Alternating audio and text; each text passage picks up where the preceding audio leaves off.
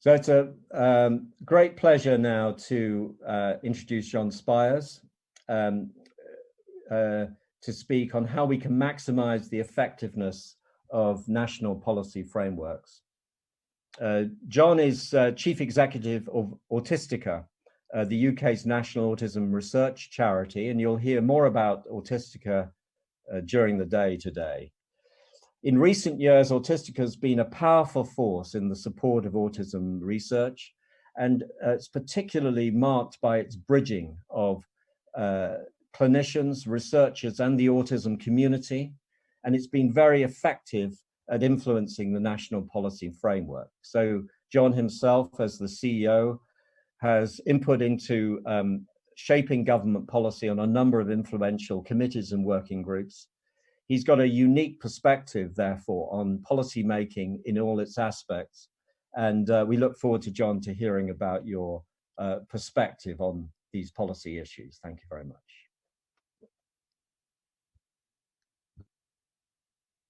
Thanks, Jonathan. So I'm Chief Exec of Autistica, which is a national autism research charity in the UK. I'm also the chair of a coalition called Embracing Complexity. And Embracing Complexity brings together just over 50 organisations in the UK who all support people with different neurodevelopmental conditions. A lot of those organisations are supporting people who are autistic, but we've also got members who support people with a whole range of different neurodevelopmental conditions. I'm going to talk today about the national policy context in the UK specifically, but hopefully also I can share with you some tips and some lessons that we've learned, which I think are applicable in all sorts of jurisdictions around the world. So in terms of Autistica, our mission is to give all autistic people and their loved ones the opportunity of a long, happy and healthy life. And crucially, when we do that as a research funder, we're really led by what autistic people and their family members tell us matters most to them. So those are things like mental health issues that Jonathan has already touched on that we know are much more common among autistic people. Physical health issues, we know that lots of autistic people have co-occurring conditions, some of those really critical to people's well-being and indeed their mortality as well. So things like epilepsy, diabetes, cardiovascular disease. We're very interested in the questions that Jonathan and his colleagues work on around early intervention, particularly in the areas of language and communication. And we have a very strong focus on those groups who are not traditionally well served by research. So perhaps those with co-occurring learning disabilities who are often excluded from research, or groups who are just less likely to have been the subjects of research in the past, for example, women and girls, those from Black and minority ethnic backgrounds. But we don't just invest in research for the sake of research.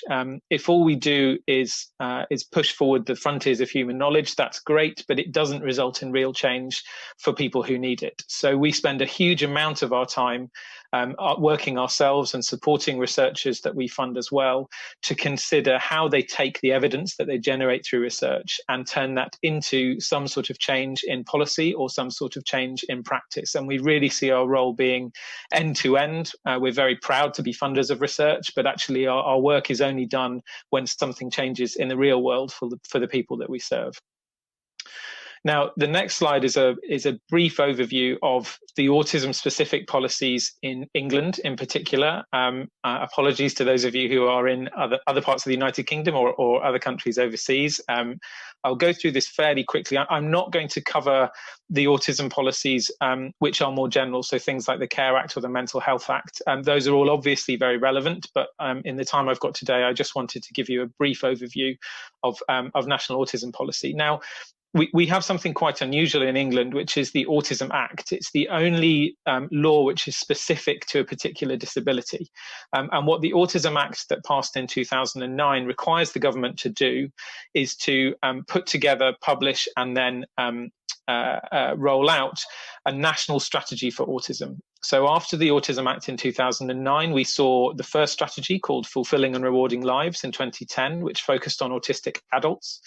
That was refreshed in 2014 and became a document called Think Autism, again focusing only on adults, but is recently and still being refreshed thanks to COVID, and is due to be published later on this year, now crucially covering adults and children. So the new strategy, which we're hoping to see later on this year, is now taking a full lifespan approach. And that really covers the government's commitments, not just in health and social care, but actually across a range of domains where government acts.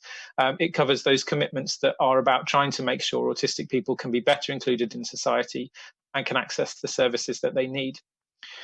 Now, as well as things like national government policy, we obviously have specific clinical guidelines, for example, the NICE guidelines from 2012, which I think also are likely to be revisited quite soon. And really excitingly, in 2018, autism and learning disability were made national clinical priorities for the National Health Service. For a very long time, the national clinical priorities had been perhaps those conditions that you would expect that are both very common and have high mortality, so things like heart disease, respiratory disease, cancer, and mental health. And we were really delighted when the NHS recognised the really vital importance of better supporting autistic people and their families by putting autism and learning disability at a level of parity with those much more common conditions as well. So that's led to a really significant uptick in the interest, in the focus, in the funding going into autism through the NHS. And we are a big part of helping the NHS at national level consider how they can meet the commitments that they've made.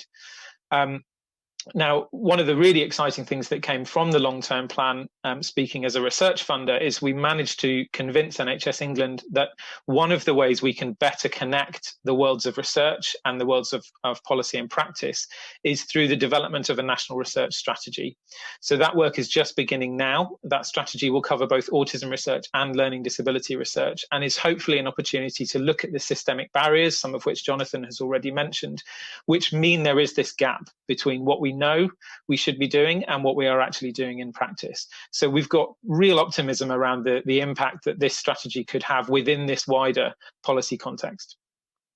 Now I want to talk about, I guess, a very simplified and idealized version of what we see as the cycle of evidence. So as I said, at Autistica, we spend a huge amount of time trying to influence the policy landscape. And this cycle is a way that we think about whether or not we are in a position to take evidence and turn that into some sort of new policy. So if we begin at the top with new evidence, if we imagine that we have a study which has told us something new that we didn't know before, the first step is to turn that into some sort of policy. So we need to convert both the language and the insights from research into a format that can be understood by non-expert civil servants and advisors. And off the back of that policy development, in theory, we can then make policy recommendations. So we can convert that research evidence into something that's understandable to a wide range of stakeholders. And then we can say, in order to achieve this particular change, we need to do these 3, 4, 5, 6, 7 things. And a really crucial thing that needs to come from that is the role of what's termed public affairs, often also called lobbying or campaigning. So how do we take a set of policy recommendations, communicate those to decision makers, make the case that this is something that's more important than the many other priorities that they've got on their plate? Often, how do we make sure that they have a good dialogue with the researchers who have come up with that evidence as well? And that can result in generally in two things. If we ignore the possibility that we're completely ignored and told to go away, there are really two things that can happen. One is that we've made the case well, and it's clear that something needs to happen, but we don't have sufficient evidence to convince a policymaker that something needs to change. And that's the situation on the left, where we need to gather further evidence. And that could be gathering evidence through things like examining government data sets. So it could be that we present a particular challenge that we've identified through research, and the government says, okay, we're going to go away and look at other data that we hold, and we're going to establish whether this holds true. It could be that we need to go away and do further research ourselves as funders and as researchers. Possibly there are unanswered questions that we need to go and bottom out before we're going to be in a position to try and change policy or practice. But if we do have all the right evidence, and in a lot of cases, the sorts of evidence that come through from autism research are in a good enough state and are comprehensive enough to actually be applicable, we're then looking to try and shift the way that resources are given out by government. We might be trying to come up with new guidelines, in some cases new legislation or regulation. And that's a really exciting stage. It takes a long time to do that, and it involves very close working between policymakers, researchers, and people like charities in the third sector. And of course, wherever possible, and I think this has happened a lot more recently, it involves working directly with people with lived experience, so autistic people themselves and their families, who can talk about how a thing can be implemented in the best possible way for them so that it has the greatest impact. But it doesn't end there. So if we manage to succeed in achieving a new piece of legislation or new regulation, of course, we need to know what then happens as a result. So we can't just sit back and clap ourselves on the back and say, well done, we've managed to change this. We need to understand through more research, through looking at things like public data sets, actually what impact is this having? So perhaps we've got a new intervention, we've managed to get that mandated, that should be delivered, but is that actually being delivered on the ground? And if it is it working? Is it acceptable? Is it cost effective? So the cycle really is continuous. Whenever we make a change, we're altering the system within which autistic people and their families are receiving support, and we need to make sure that that's working. We need to make sure that we're not doing things which are no longer effective, and we probably need to keep iterating as we add to the evidence base. So once we've gone through this particular cycle, I think it's worth reflecting on the different types of evidence that help us impact the policymaking process at particular different points. So the next slide focuses on the types of research that we need to bring to policymakers in order to answer a cascading set of questions. So the first question that you need to get across to a non-expert minister or civil servant is there actually a genuine problem? So can we demonstrate that there is a significant challenge that needs to be overcome? And probably can we demonstrate that it's more significant than many, many other challenges that they're wrestling with? So we do that through epidemiology and through data studies. So that's by gathering, where we can, large-scale data to demonstrate that there is a particular challenge that needs to be solved.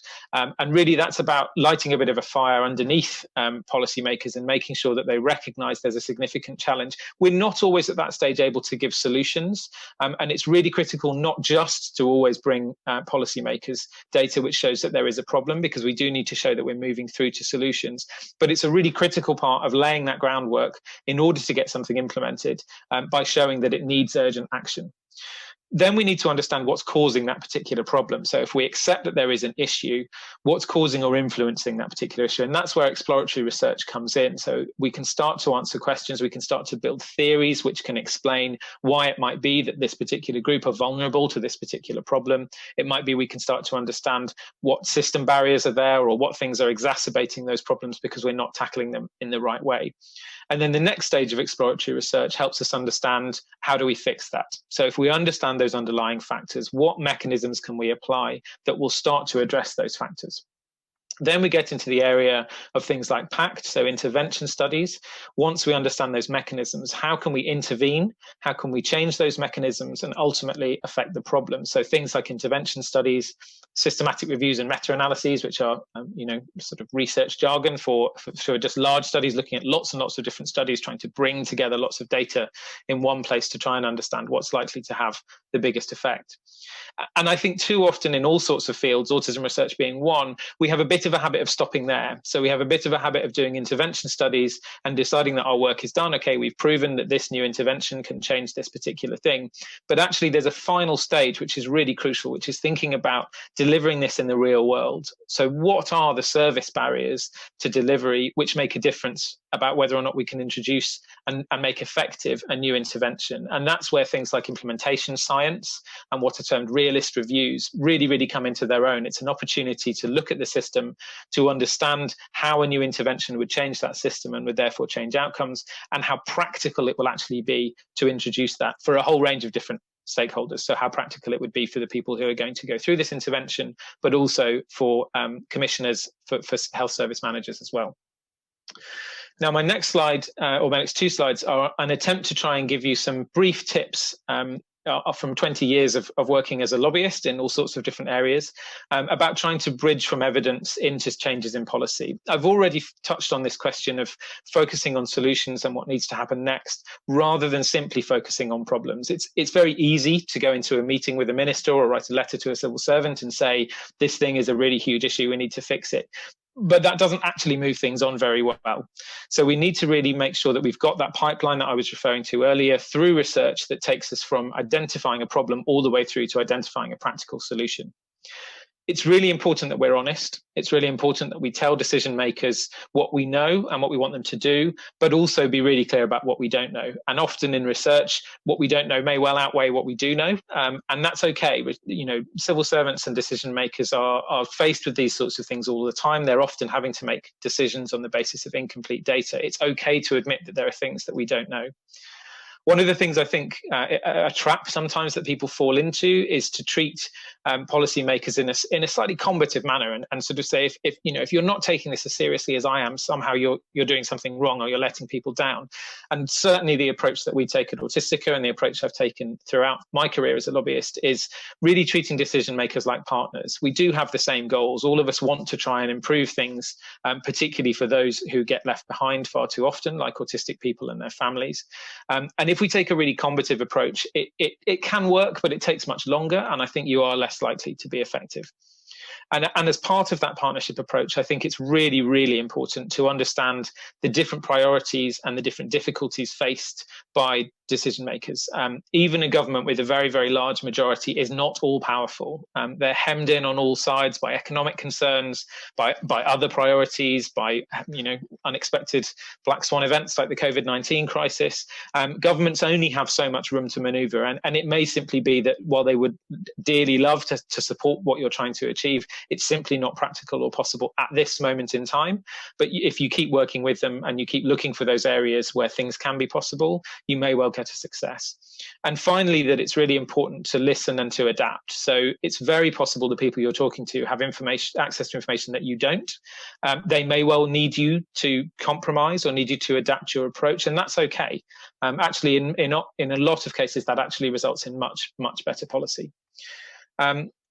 On my next slide, I've got I guess some things to remember and keep in the back of your mind when we're taking policy and turning that into practice. So let's assume we've succeeded in changing policy. Getting that policy is really only the first step. It can take an incredibly long time to get nationally implemented changes in practice as a result of policy. It's very rarely smooth, it's very rarely uniform, it very rarely all happens at the same time. So it's really critical, if you're looking at this, to think about where are those places in the country who are going to be in the vanguard of adopting your new idea, who are going to be those early adopters that are going to wave a flag and say, this is a new way of doing things, and hopefully bring others with them. It's really important to accept regional variation. Devolution in the UK is a very, very strong force. I think it's the same in lots and lots of other jurisdictions around the world. You need to accept that a national policy is going to look different on the ground depending on where you are. And think about the barriers to adoption. So you can convince everybody this is critical. You can convince everybody you've got a good solution. But being ready to change things is not simply about being willing to act. It's absolutely vital to think about those things that are a step away from direct implementation. So are people trained in the right way to do this? Is there money available? Do we have the sorts of infrastructure that will support the rollout of a new intervention or a new way of working? Can it be sustainable? Is it going to be acceptable amongst all the different groups in a particular region? Mandating a new policy certainly doesn't guarantee adoption. That's a sort of stick approach. If we want to think about the carrot and stick analogy, a national mandate that says you must do this is part of it. But actually, you really need to show people why they should do it. You need to show them the advantages, whether that's advantages in terms of improved outcomes, advantages in terms of public funds going further. And one of the really important things that we've learned as a charity is that upwards pressure can be incredibly effective. All of you listening to these talks today have power as local citizens. You can say, I've heard about this fantastic new intervention. I've heard about this new research. Why isn't this being implemented locally? Why are we not going to be one of the first regions to adopt this new and exciting thing? And finally, the really, really crucial lesson is, unfortunately, it never ends. You always need to defend the gains that you've made. You always need to be prepared to keep making the case. People change, positions change, decision makers change. It's very, very easy to lose advances that you've made, to see progress roll back. And it's really critical to keep defending those things that you think are absolutely vital and really need to remain. I could go on much, much longer, but I'm out of time here. So just a particular thank you to Jonathan and Catherine for inviting me to talk to you today, and indeed for giving Autistica a platform at this event, and look forward to hearing the rest of the talks. Thank you very much.